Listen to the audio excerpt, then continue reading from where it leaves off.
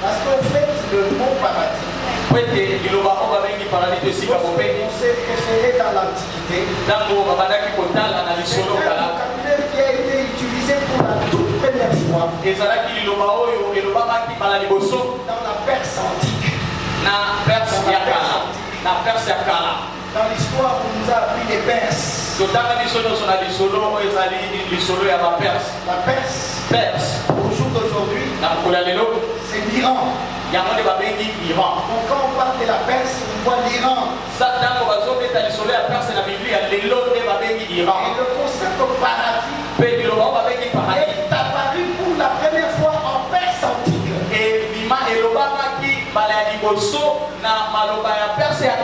Et là nous sommes en Iran. Et là on nous a dit que c'est une superficie entourée de palisades. En fait c'est un parc.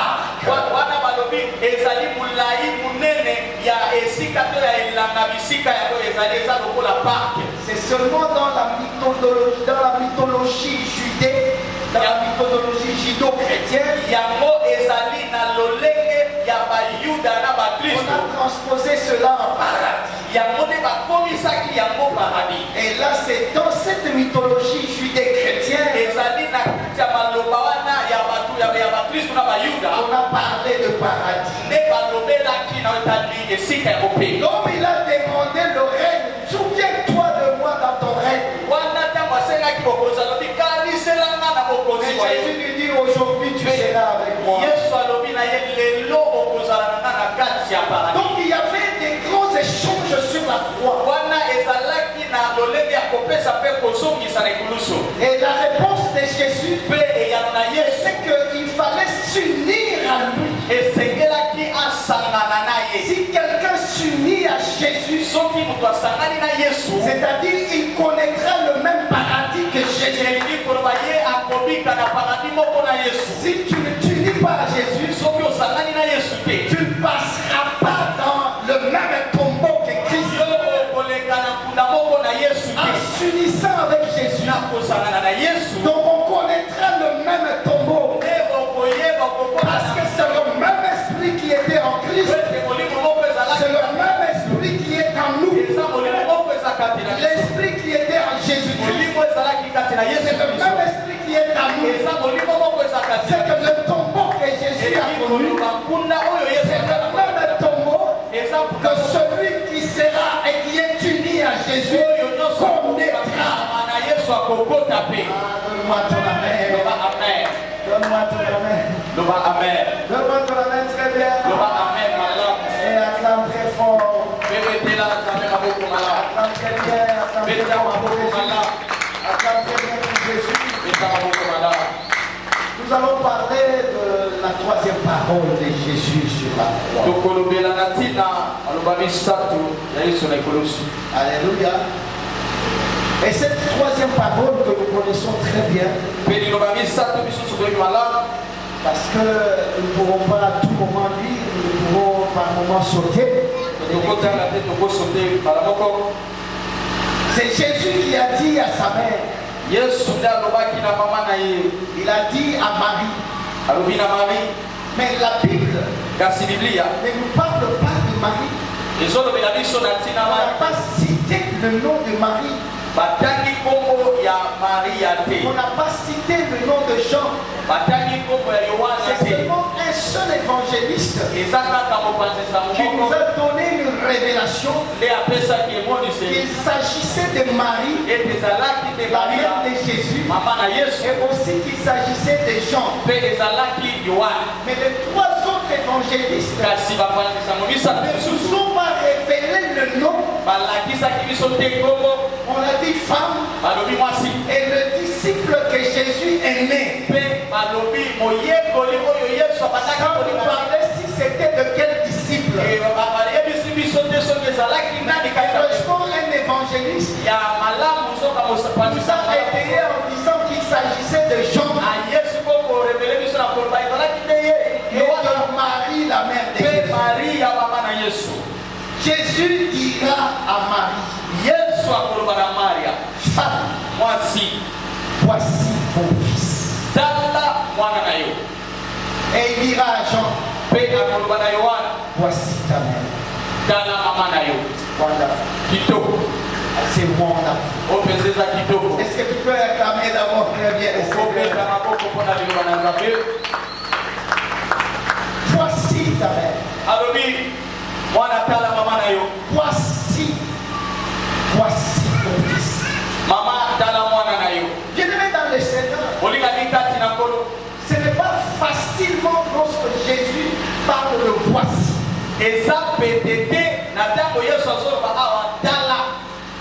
Même déjà, quand Dieu cherchait à sauver l'humanité, il n'a pas trouvé dans les vieillards. Personne n'était digne d'accepter de descendre. Mais la Bible nous dit, voici un agneau a dit que me voici. Me voici. Bien-aimé, quand on parle de voici, il y a un symbole prophétique et mystère. Il a dit me voici. Et quand il est descendu, il y a un homme qu'on appelle Jean-Baptiste. Il a dit voici l'agneau de Dieu. Il ôte le péché du monde. Il a dit voici l'agneau de Dieu. On arrive à la croix. Jésus qui avait prononcé avant de descendre que me voici. On arrive à la croix. Il dit à sa mère, femme, voici ton fils. Et à Jean, voici ta mère.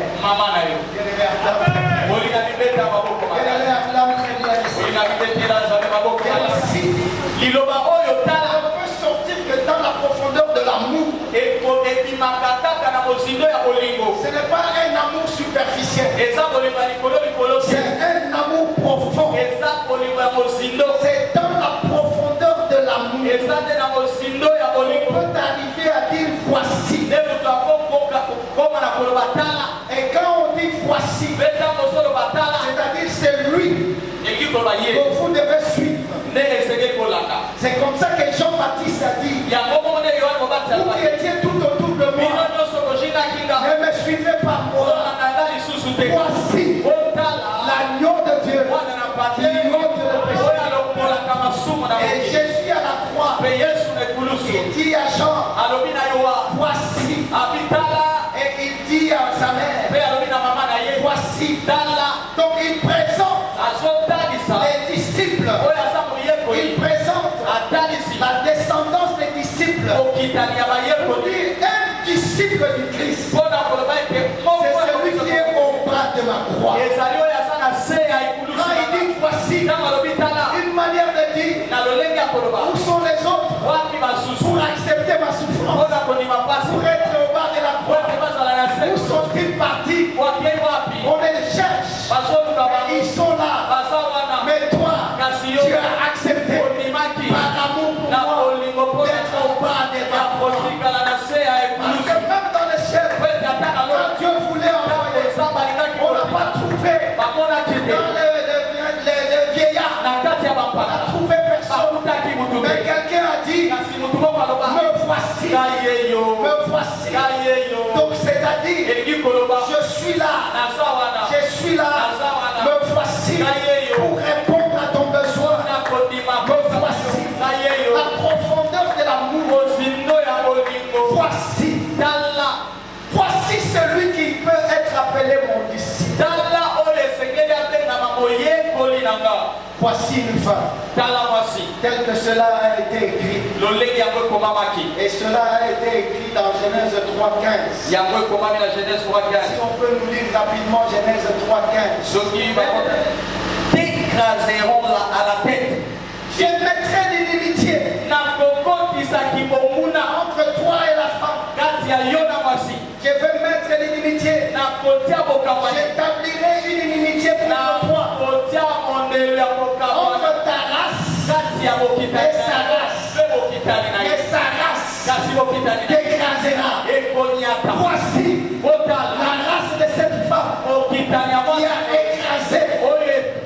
de malin.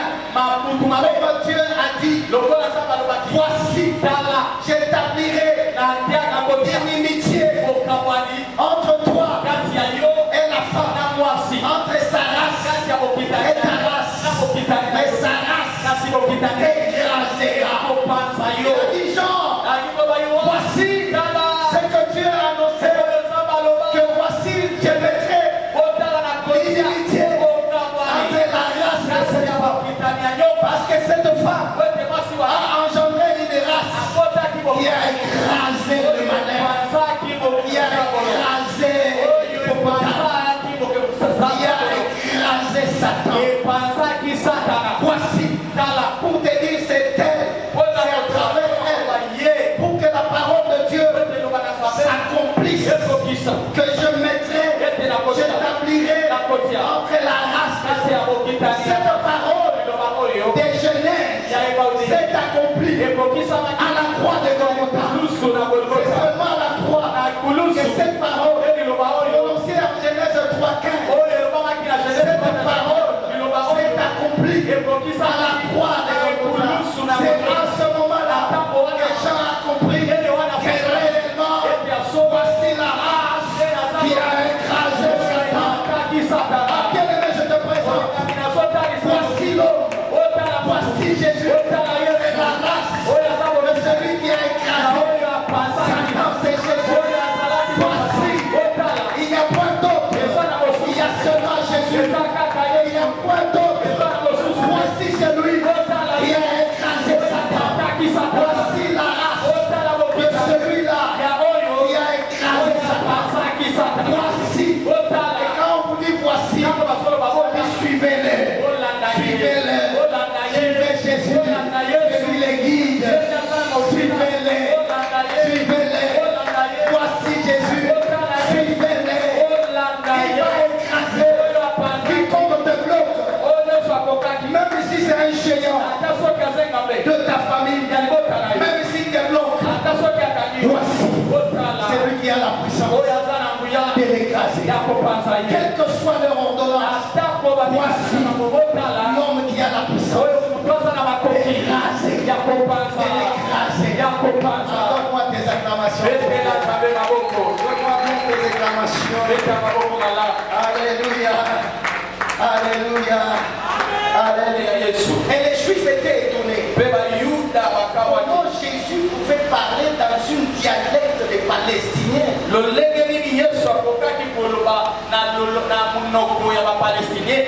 Parce que la langue officielle, c'était la langue hébraïque. Et lui a parlé maintenant en dialecte. Et en dialecte, il a dit ceci. Eloi, Eloi, lama sabachthani. Eloi, Eloi, lama sabachthani. Il a parlé en dialecte. Comment il pouvait bien pénétrer même les dialectes des Juifs? Les Juifs étaient étonnés pour entendre Jésus. Eloi, Eloi, lama sabachthani. Mon Dieu, pourquoi m'as-tu abandonné? C'est un cri de détresse. C'est un cri de désespoir. Nous pouvons lire rapidement dans Marc 15, le verset 34. Écoute ce que dit la parole de Dieu. La Bible dit, Marc 15, le verset 34. à 3 heures, Alléluia. Jésus crie d'une voix forte, Alléluia. Eloi, Eloi, Alléluia. lama sabachthani. Alléluia. Cela veut dire, mon Dieu, pourquoi m'as-tu abandonné? Mon Dieu, Dieu, Jésus, n'a pas prononcé Père. Comme il a dit à la première parole, Père, pardonne-leur, parce qu'ils ne savent pas ce qu'ils font. Et chaque fois, même quand il opérait le miracle, il dit Père, ce n'est pas pour moi, c'est pour que ce peuple reconnaisse que c'est toi qui qui m'a envoyé. Il disait Père. Quand il s'adressait à son Père, il l'appelait Père. Mais regarde dans la première parole. Il a dit Père, pardonne-leur parce qu'ils ne savent pas. Mais à la quatrième parole, il n'a pas appelé Père. Il a dit mon Dieu, pourquoi m'as-tu abandonné? Bien-aimé, laisse-moi te dire, cette parole elle est pour toi, elle est pour moi. Parce que Jésus est Dieu. Jésus est Dieu. Cette parole est pour toi et pour moi. Bien-aimé, écoute. Dieu est descendu dans le jardin d'Éden. Il descend. Il va au lieu du rendez-vous entre lui et Adam. Il n'a pas vu Adam présent au lieu du rendez-vous. Il dit Adam,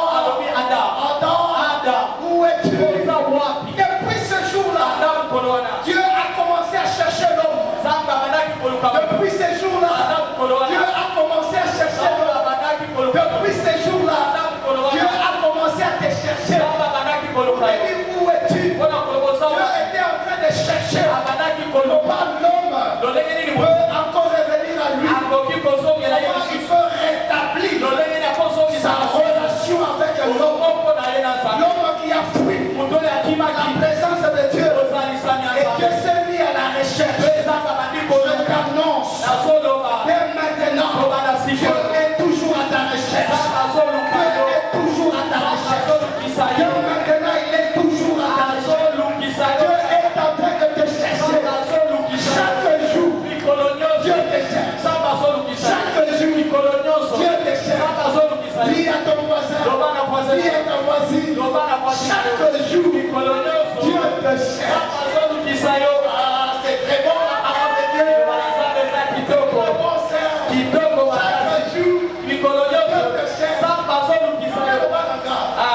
Non, mais le balanga. Chaque jour, Dieu vous cherche. Iyo. Amen. Acclamez bien le Seigneur. Acclamez bien le Seigneur. Acclamez bien le Seigneur.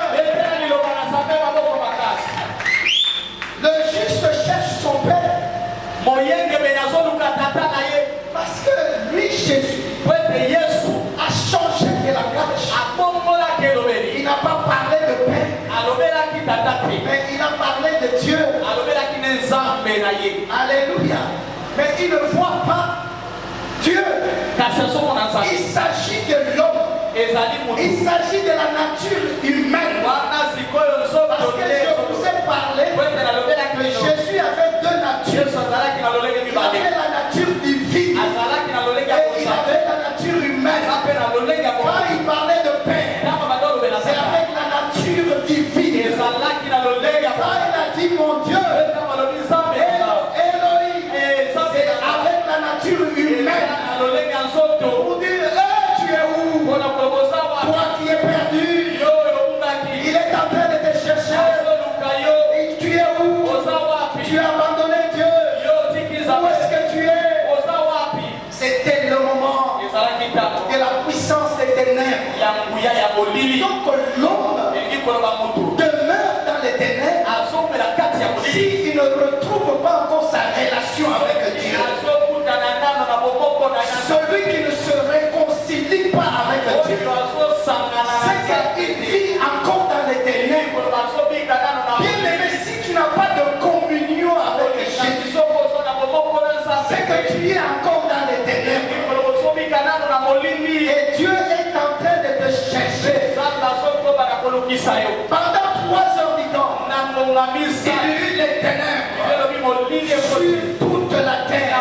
L'humanité entière était couverte par les ténèbres.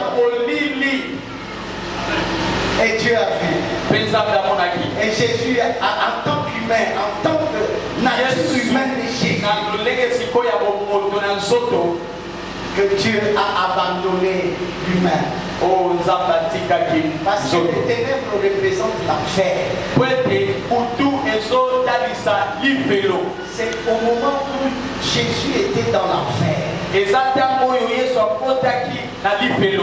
la présence de Dieu ne se trouve point dans l'enfer. Celui qui est dans l'enfer est abandonné par Dieu. Et maintenant, cette place de l'enfer, c'est parce que Jésus a été jugé par son Père. Et le Père a coupé. Le lien de la filiation était coupé. Il n'était plus son fils. Parce qu'il avait porté le péché.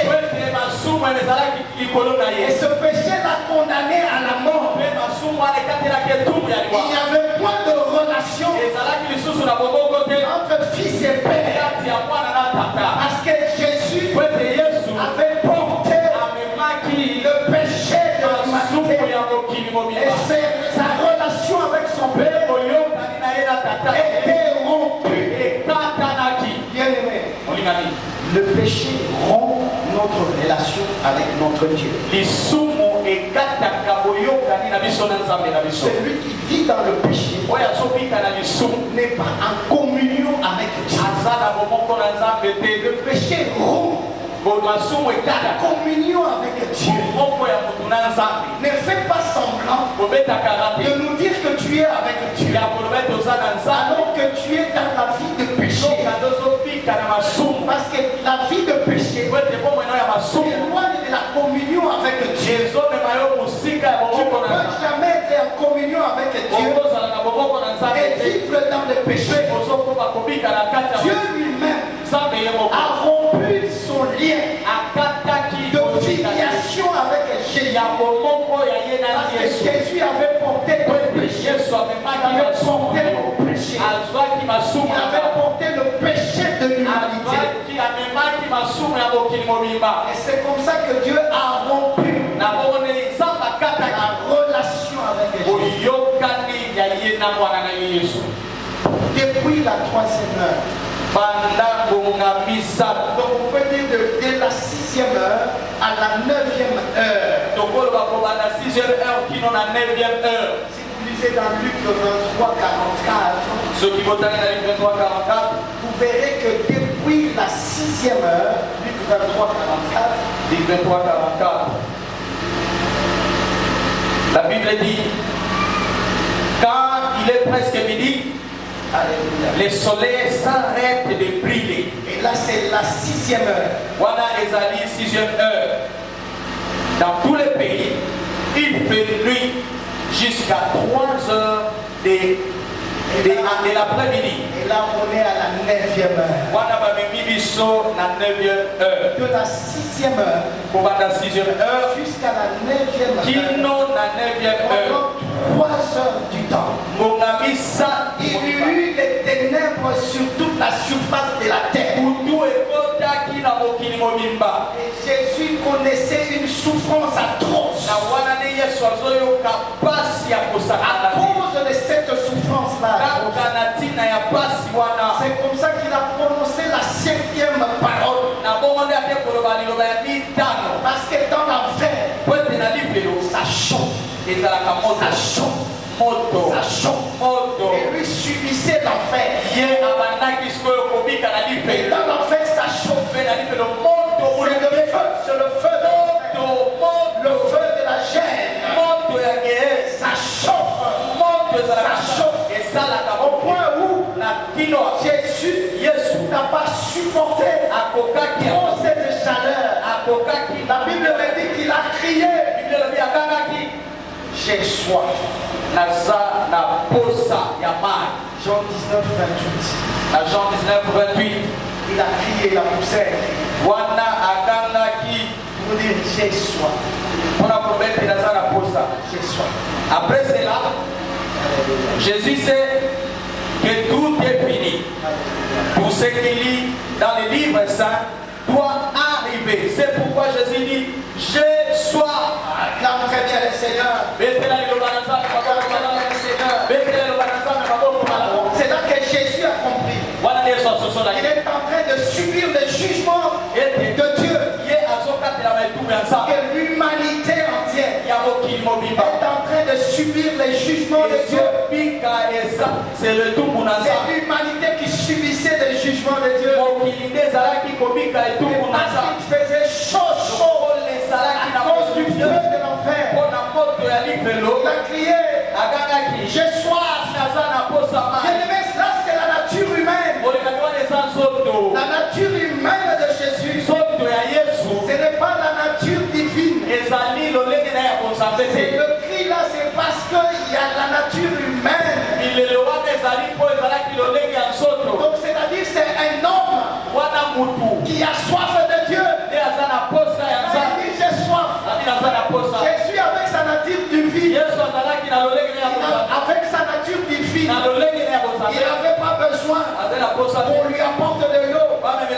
Vous vous imaginez déjà, là il est entré dans Jérusalem.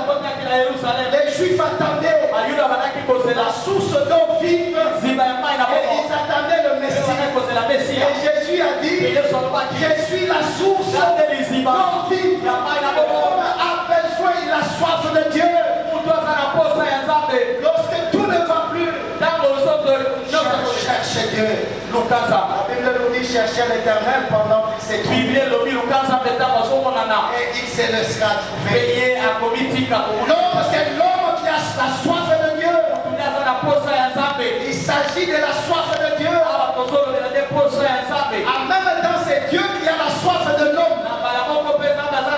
Dieu a la soif de l'homme. Parce que Dieu est à la recherche de l'homme. Où es-tu? Je te cherche. J'ai ta soif. Je veux te rencontrer.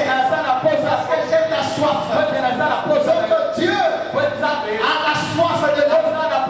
Et l'homme a la soif de Dieu. En fait, dans les paroles de Jésus sur la croix, dans chaque parole, il y a la signification de l'humanisme de Jésus. Et il y a la signification de la divinité de Jésus. Alors quand il dit j'ai soif, c'est-à-dire Jésus est Dieu. Et la soif de l'homme, lui n'a pas soif de l'homme, mais il a soif de l'homme. Bien-aimé, pendant cette Pâque, je t'adresse que Jésus a soif de toi. Il a soif de toi. Il est en train de te chercher. Le temps est arrivé. Reviens dans Jésus. Bien-aimé dans le Seigneur.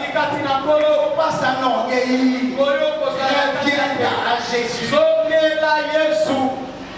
Nous avons prêché l'autre fois que l'œuvre de Dieu a besoin de toi. L'arroseur doit être arrosé. Reviens à Jésus. Reviens à Jésus. Il a soif de toi. En même temps, l'homme a soif de Dieu. C'est l'homme qui est en train de crier. Dieu, où es-tu? Viens à mon aide. Viens à mon secours. Oh Dieu, où es-tu? C'est pourquoi Jésus ne l'avait pas appelé Père. Parce que c'est l'homme qui avait soif de Dieu. Amen. Amen. L'homme a la soif du salut. Il est entré, il a dit, je suis le Messie. C'est moi le Christ. C'est moi qui vous apporte le salut. Parce que déjà dans Jérusalem, l'homme a manifesté la soif du salut. On a la soif du salut. Alléluia, acclame très bien le Seigneur. Amen. Acclame très bien le Seigneur. Alors tu acclames très bien, tu es béni encore. Cette soif est un appel à la mission de Jésus. Jésus t'appelle à sa mission. Il est en train de chercher celui qui est prompt pour sa mission. C'est à toi de me dire, me voici Père, me voici Père, me voici pour te servir. C'est un appel à la mission. Jésus nous appelle à sa mission. Il ferait de toutes les nations mes disciples. Il nous appelle à la mission. C'est un appel à la mission. Il a la soif de l'homme. Il appelle l'homme à la es-tu? Viens. Il nous appelle à la mission. Quelle la mission nous attend. La mission de Dieu nous attend. Dieu appelle chacune et chacun d'entre nous à sa mission. De faire les nations ses disciples. Si tu entends ce message, tu dois lui dire, me voici, pour qu'il te lance dans sa mission, qu'il puisse t'approvisionner avec son esprit, pour que tu sois efficace pour sa mission. Acclame très bien le Seigneur. Acclame très bien le Seigneur. Et nous allons lire dans Jean 19:30 la 6e parole de Jésus à la croix. Il y a 6 dans le Jean 19:30. Jésus prend le vinaigre. Ensuite, il dit, tout est fini. Tout est accompli. Acclame très bien le Seigneur. La 6e parole de Jésus à la croix. Jésus a dit, tout est accompli. Tout est accompli. Il n'est plus question de chercher à faire des choses pour Dieu. Mais nous devons par contre chercher à manifester ce que Dieu a réalisé pour nous. Parce que Jésus a tout fait. Il a dit tout est accompli. Il ne faut pas chercher à faire quelque chose pour obtenir quelque chose de la part de Dieu. Parce que ça c'était sous la loi. Où on devrait faire quelque chose pour être justifié. Mais nous ne sommes plus sous la loi. Nous sommes maintenant sous la grâce. Et quand il a dit tout est accompli, ce n'est plus le moment de la loi. Maintenant c'est le moment de la grâce. Donc il a déjà tout fait. Tout ce que tu veux là, Jésus l'a déjà réalisé. Bien-aimé, ce n'est pas le moment de chercher à faire des choses pour pousser Dieu à agir dans ta vie. Dieu n'a pas besoin de tes efforts pour le pousser à agir. Mais plutôt c'est à toi de chercher à faire des choses que Jésus a faites. Il a dit, si tu as la foi, comme cette graine de moutarde, tu diras à cette montagne, ôte-toi de là et jette-toi en mer. Parce que Jésus a fait cela. Et Jésus nous a donné le pouvoir de faire cela et de faire d'autres que lui n'a pas fait. Et il nous a donné le pouvoir. Maintenant, c'est une question de chercher que dans ta vie, qui est la manifestation de ce que Dieu a fait pour toi. Parce que Dieu a déjà tout fait. Ce n'est pas question que je vais faire ceci, je vais faire cela pour pousser Dieu à agir dans ma vie. Dieu a déjà tout accompli. Jésus a tout accompli. Nous vivons maintenant sous la grâce. Sous la grâce. Et maintenant c'est à nous de faire manifester dans notre vie ce que Jésus a réalisé pour nous. Le monde doit voir en nous ce que Jésus a réalisé pour nous. C'est à toi de toucher les choses de Dieu pour s'en approprier. Il a déjà réalisé, mais tu dois maintenant t'approprier de ça. Tout ce que tu veux, toutes ces promesses ont été déjà réalisées. Tu ne vas pas provoquer Dieu à agir pour ta vie. Tout est accompli. Je ne peux plus te provoquer. J'ai offert ma maison, que tu agisses pour moi. Je t'ai donné mon salaire. pris mon salaire, et tu agisses pour moi. Ce n'est plus question de chercher à provoquer Dieu, à agir dans notre vie. Il a tout accompli à la croix. Nous ne sommes plus sous la loi. Nous devons nous pousser nous battre pour chercher à être justifiés. Parce que sous la loi, on cherchait à réaliser des choses pour obtenir la justification. Mais maintenant, on n'a plus à chercher des choses pour obtenir la justification.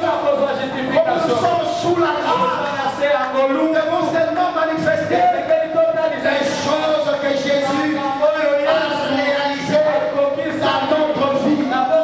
C'est un défi pour toi de manifester les choses que Jésus a réalisées déjà pour ta vie. Il ne faut pas pleurer. Dire oh non, nous, comment jusqu'à quand Dieu n'intervient pas.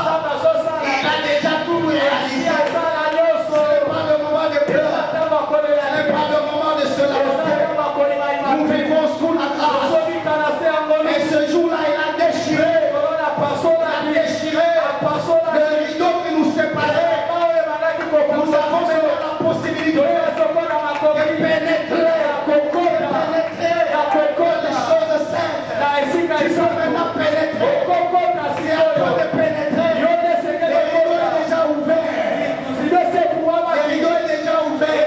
C'est à toi de pénétrer. Le rideau est ouvert. C'est à toi de pénétrer. Ne pleure pas pour ta vie. Cherche seulement que les choses que Dieu a réalisées pour ta vie. Et ces choses sont réalisées. C'est à toi de toucher à ces choses. De toucher à ces promesses. Tu peux toucher à ces choses avec la marche avec Jésus. Et cela au moyen de la foi. Pourquoi Jésus parle de la foi? Si tu as la foi, n'ai-je pas dit, si tu crois, tu toucheras à ces choses que j'ai réalisées. Si tu crois, tu toucheras. Si tu crois, les gens verront cela dans ta vie. N'ai-je pas dit, si tu crois, parce que j'ai déjà réalisé. Bien-aimé, c'est le temps. Et c'est que Dieu avait promis. Je vous enverrai la pluie de la première saison et la pluie de l'arrière saison. C'est la pluie de l'arrière saison. On appelle ça en hébreu malgauche. C'est la pluie de l'arrière saison. Quand malgauche tombe, malgauche ne sélectionne pas. Qui est prêt? Qui n'est pas prêt? Elle tombe à toutes les plantes là qui sont déjà mortes. Toutes les plantes qui sont mortes. Quand malgauche tombe, c'est pour donner la vie à tous ceux qui étaient déjà morts. Je t'annonce que cette pluie-là de l'arrière-saison va tomber dans ta maison, va tomber dans ta vie, va tomber dans ta famille. Ceux qui étaient morts vont reprendre la vie.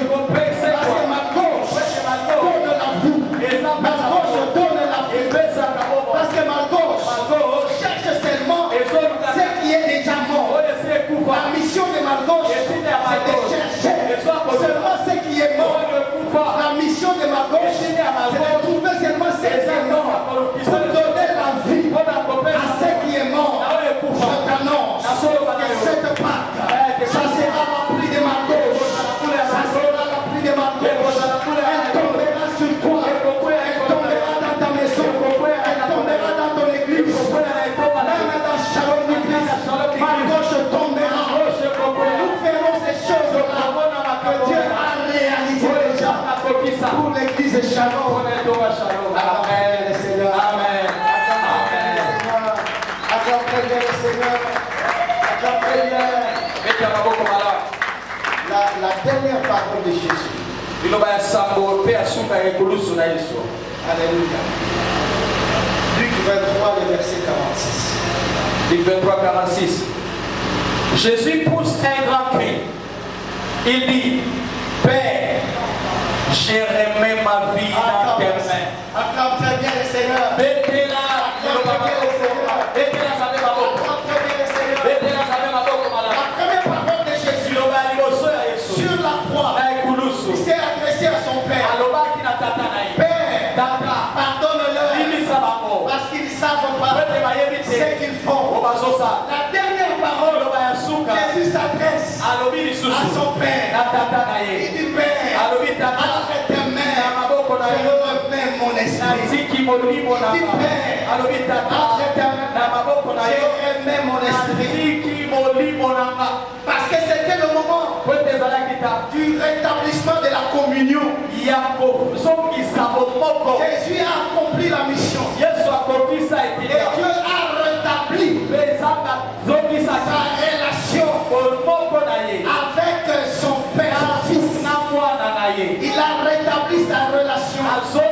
Il a rétabli sa communion avec son Fils. Il a dit Père, entre tes mains, je remets mon esprit. C'est une manière que Jésus nous a réconciliés avec Dieu. Il nous a réconciliés avec Dieu. Nous pouvons maintenant prier en toute confiance. Et dire Abba Père, Abba Père, Abba Père. Nous pouvons maintenant prier en toute confiance. Et prier Abba Père. Nous pouvons maintenant dire Abba Père. Parce que Jésus nous a réconciliés avec Dieu. Il a accompli sa mission. Il a dit tout est accompli. Et c'est alors que Dieu a rétabli sa communion avec son Fils. Et c'est comme ça que le Fils a compris que la communion était rétablie. Et il a dit Père,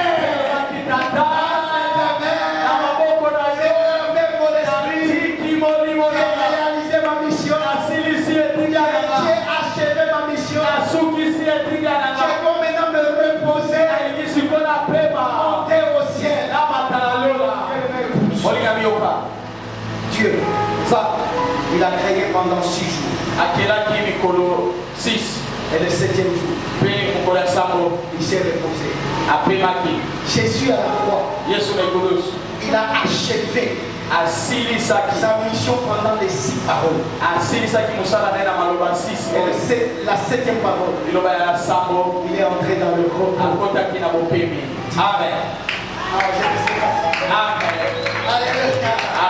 Alléluia. Amen. Pendant 6 jours, Dieu a fait l'œuvre de la création.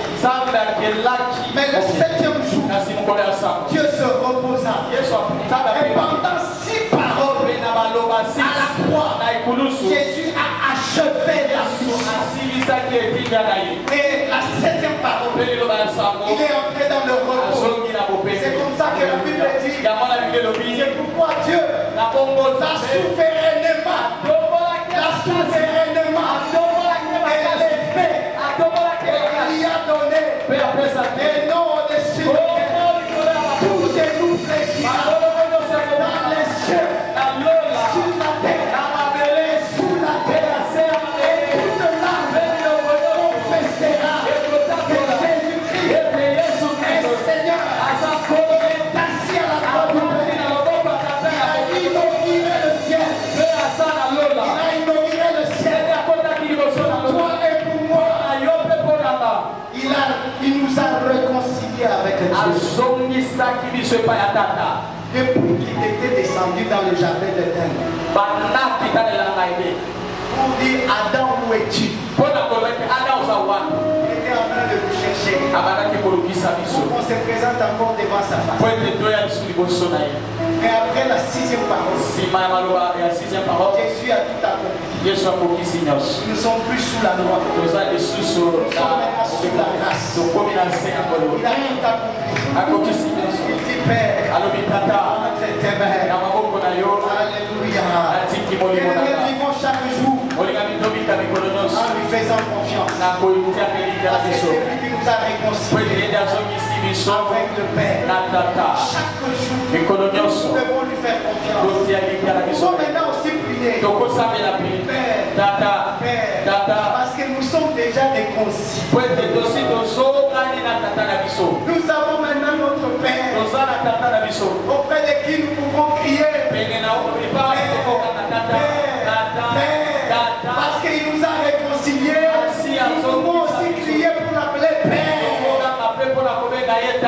Si vos pères terrestres ne peuvent pas donner à leurs enfants, parce que ceci leur demande de pain, les parents ne leur donnent pas de pierres. À plus forte raison, moi qui suis votre Père céleste, à plus forte raison, j'ai dit à quelqu'un, faisons confiance en Jésus. Faisons confiance en Jésus. Marchons avec confiance. Parce qu'il a déjà tout accompli. Bien-aimé, tu es sous la grâce. À toi par la foi. Et saisis les promesses. Ces promesses sont déjà réalisées. Il n'y a aucune qui ne soit pas encore réalisée. Dieu bénisse sa parole.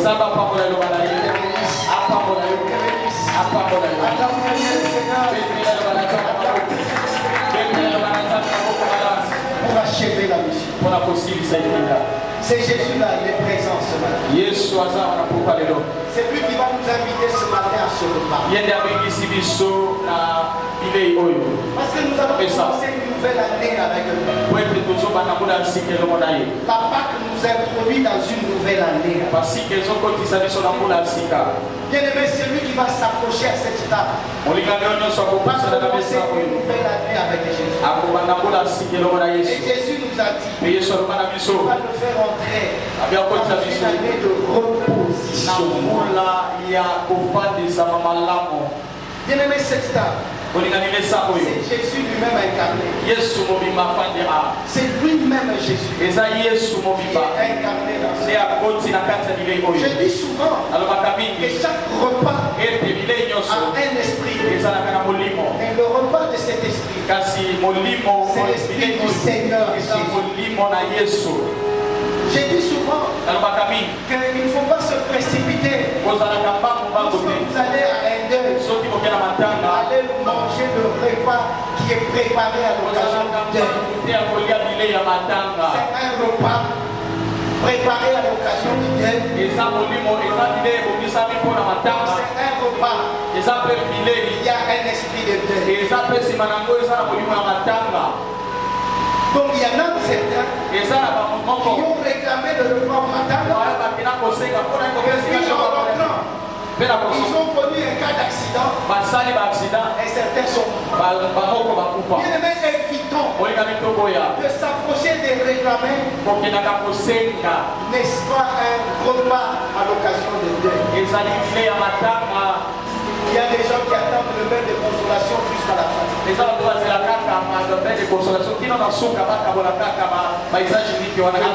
Dieu nous pardonne. Que Dieu nous pardonne.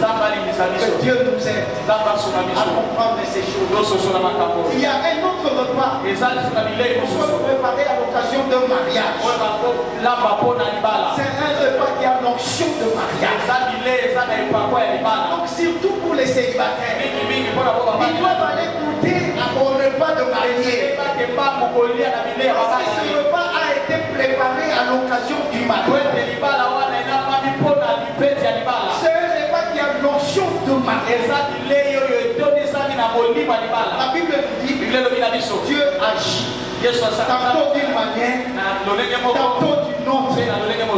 Il ne faut pas s'habituer à une seule manière de Dieu d'agir dans la vie. Il est souverain.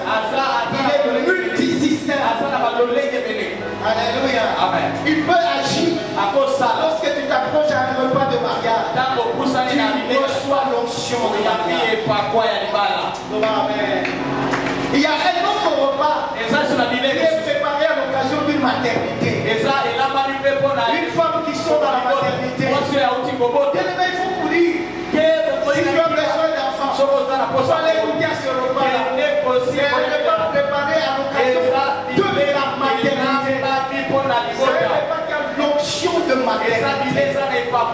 C'est-à-dire en mangeant ce repas, cette onction-là peut être transmise. Parce que l'onction est transmise. Amen. Et ce repas de ce soir, c'est un repas qui a l'esprit du Seigneur. Et l'esprit du Seigneur, c'est l'esprit de vie. L'esprit qui est dans le Seigneur, c'est l'esprit de vie. Donc ce repas, c'est un repas qui donne vie. Là où il n'y avait point de vie. Bien-aimé, je te dis ce soir, s'il y a quelque chose qui était morte dans ta vie, mais le repas de ce soir va donner la vie à cette chose. Tu es sous la grâce, mais au moyen de la foi, quand tu vas t'approcher à ce repas, tu vas croire que ce repas a l'onction de vie, et les choses de vie vont se manifester chez toi. Amen. Je ne sais pas si je parle à quelqu'un. Les choses de vie vont se manifester. Parce que c'est un repas préparé à l'occasion de donner la vie. Parce qu'il a fallu que Jésus décède afin de donner la vie. C'est un repas préparé à l'occasion de j'invite les hommes de Dieu à cette table.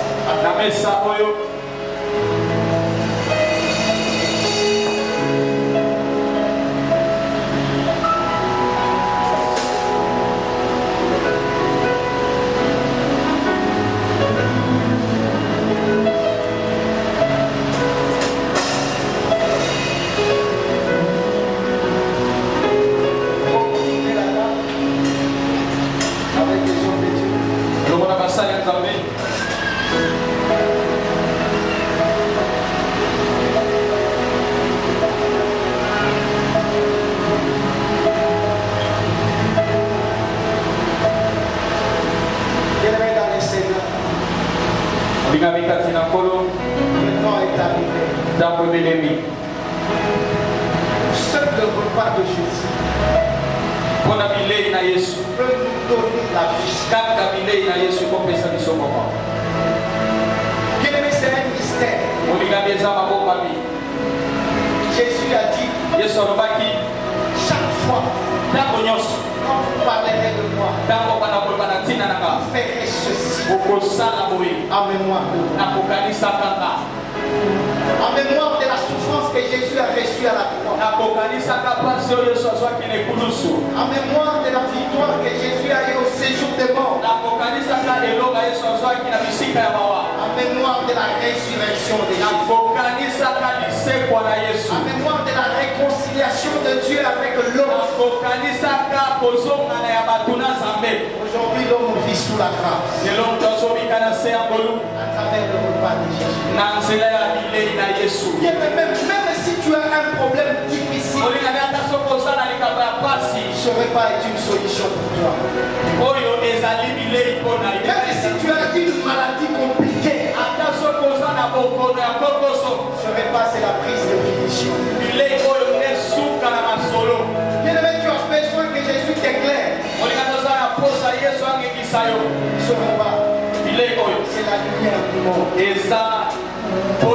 Jésus a dit, je suis le chemin, la vie et la vérité. C'est Jésus qui est la lumière du monde. Celui qui le suit ne marchera jamais dans le noir, mais il marchera dans la lumière. Bien-aimé dans le Seigneur, tu vas t'approcher à ce repas.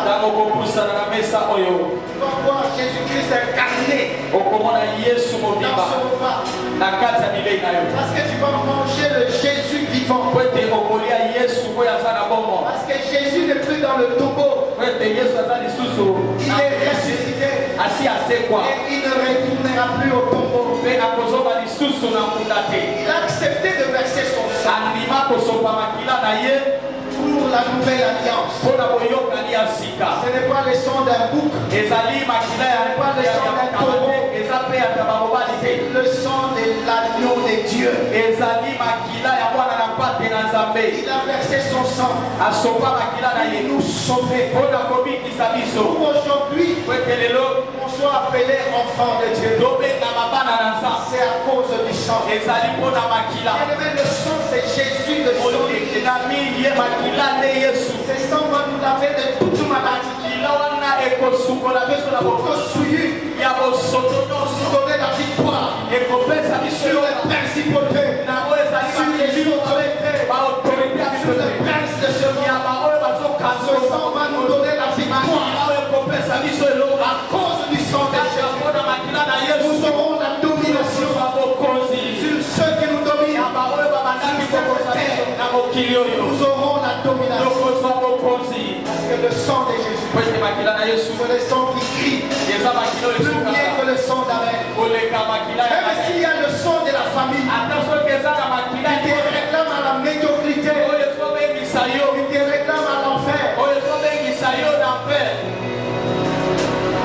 Même si quelque part on te réclame à cause du lien de sang,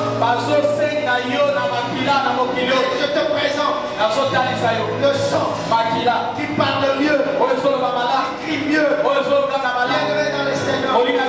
Ceci est un mystère.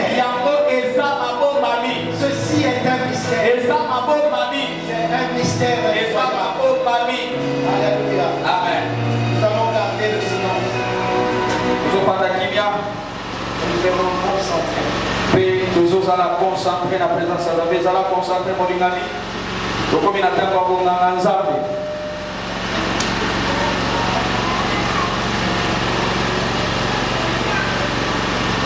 Car moi, j'ai reçu du Seigneur ce que je vous ai transmis. Le Seigneur Jésus, dans la nuit, il fut livré. Il prit du pain.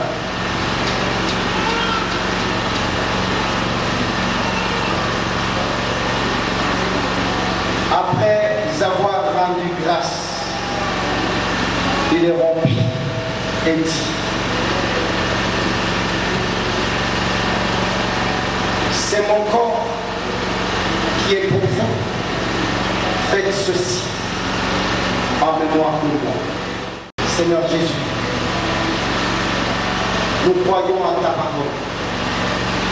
Seule ta parole est une vérité dissuasive. Seule ta parole donne la vie. Parce que toi-même, tu es la vie. Tu as dit à Marthe, n'ai-je pas dit que je suis la résurrection et la vie? Seigneur, c'est toi la résurrection et c'est toi la vie. Laisse que ce pain qui est fait de main des hommes soit purifié, sanctifié en ton nom, Jésus. Et que toi seul tu sois incarné dans ce pain, afin qu'à travers toi, que ce peuple qui connaissait le malheur ne connaisse point le malheur. Que ce peuple qui était dans l'angoisse et qui a crié à ma Père, que tu interviennes pour répondre, Seigneur, aux problèmes de ce peuple. Seigneur, s'il y a des choses que le monde avait tuées dans la vie de ton peuple, voici, bien-aimé, l'agneau de Dieu qui ôte le péché du monde. Voici l'agneau de Dieu qui répare toute brèche dans votre vie. Voici l'agneau de Dieu qui donne la force et la puissance. Voici l'agneau de Dieu qui donne la vie et la vie en abondance. Et veut les inviter au repas du Seigneur. Amen.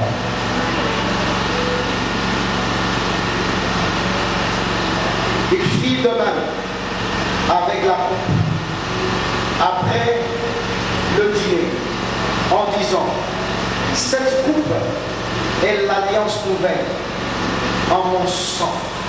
Faites ceci en mémoire de moi toutes les fois que vous en boirez.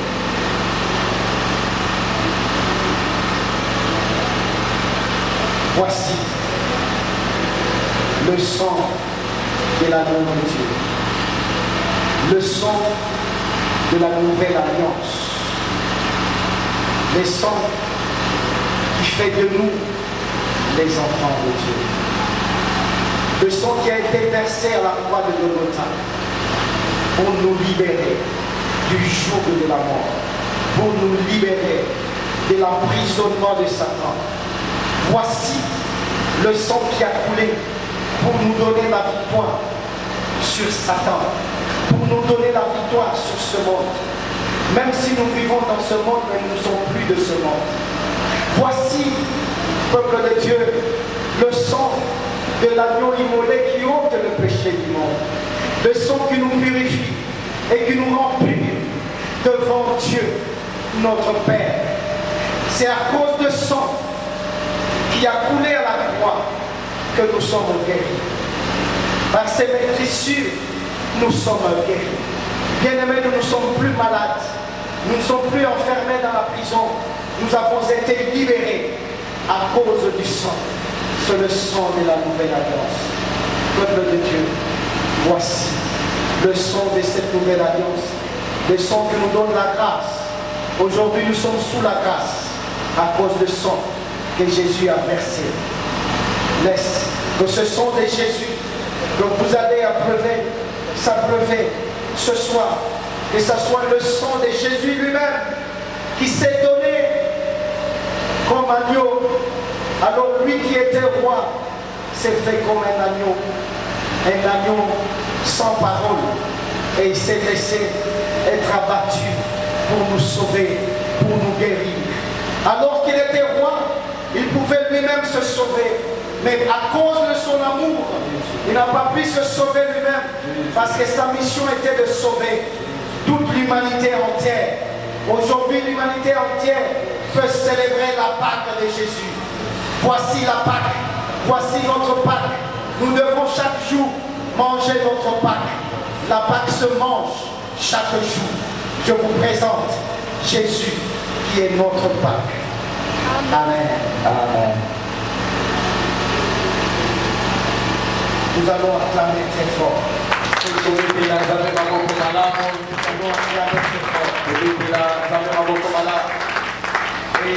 Et heureux pour ceux qui se sont préparés pour recevoir ce repas, sont invités au repas du Seigneur.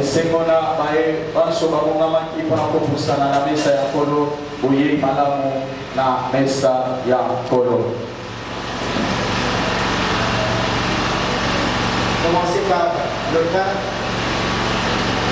pour ceux qui sont invités et qui se sont préparés pour le repas du Seigneur.